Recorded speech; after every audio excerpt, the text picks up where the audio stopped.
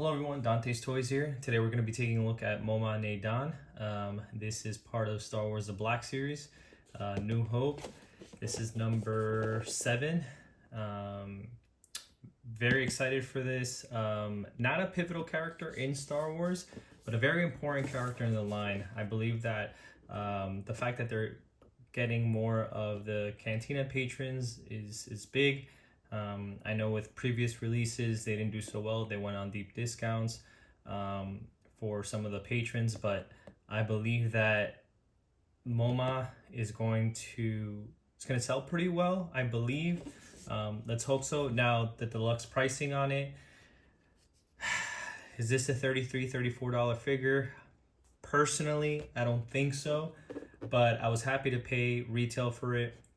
I think supporting the line for things that we want, which are a lot of the original trilogy figures, is important in my opinion. So yeah, let's take a look at this. If you want to pause to read the description in the back, feel free.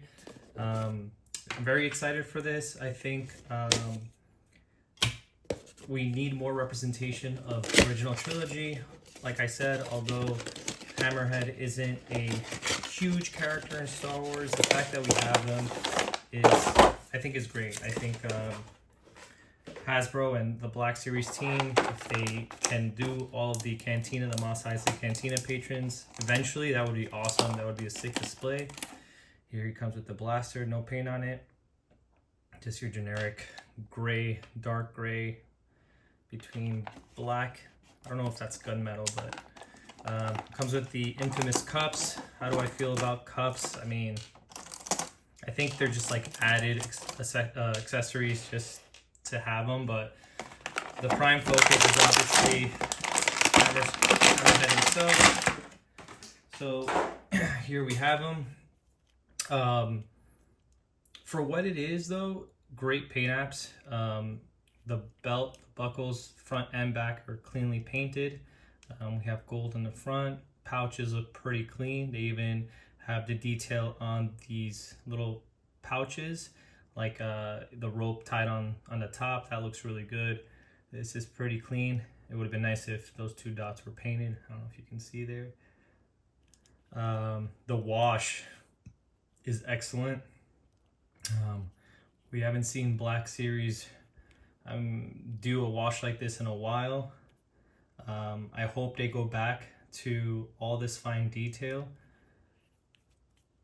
I know this is compared to Doc Ondar, if you guys got it, but it's actually a different head. I do have that figure, but I haven't opened it yet. I will open it and make a comparison of both of these, but I mean, overall has standard articulation, nothing crazy. I don't think we need him to do any extreme poses or anything like that, but do I think it's a great character? Absolutely. I'm going to support anything original trilogy that the Black Series comes out with, just because it's important to continue representation of the OT figures. But I do want to do a quick comparison real quick to some previous deluxe figures, and one of the biggest ones that recently came out was the Droideka. Now, if you go toe-to-toe on both of these figures, personally, yes, Hammerhead does have better, what I believe are paint applications. The sculpt is really good.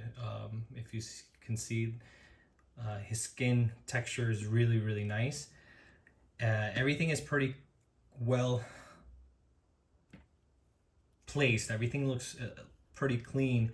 A lot of this is not reused. There is reuse, obviously, but and the Droideka, to me, like, I still personally believe this is one of my favorite figures of the year, maybe of all time, top 10, just because what it took to just sculpt all of this, to make this work. There's actually people that have been able to put him in a ball form, which I think is awesome. And another comparison is obviously going to be the Gamguard. So when this released back in the Red Box days, this is still arguably one of the best Black Series figures ever made, just because of all the paint, the wash, the accessories. I mean, you're gonna compare 3 cups and a blaster that we've seen a million times to this came with three weapons, both of these and the long staff. The skirt, the felt or the fur skirt, the articulated jaw, you know, the mouth is very well painted, everything about it. To me, this is a masterpiece figure. Do I believe Hammerhead is a masterpiece figure? No, personally no, but I still think it's a great figure. Personally, I do think he is really good. Another figure I just want to compare real quick is the B2, the Super Battle Droid. Now this was a $25 figure, and to me, I believe these two could have been priced the same.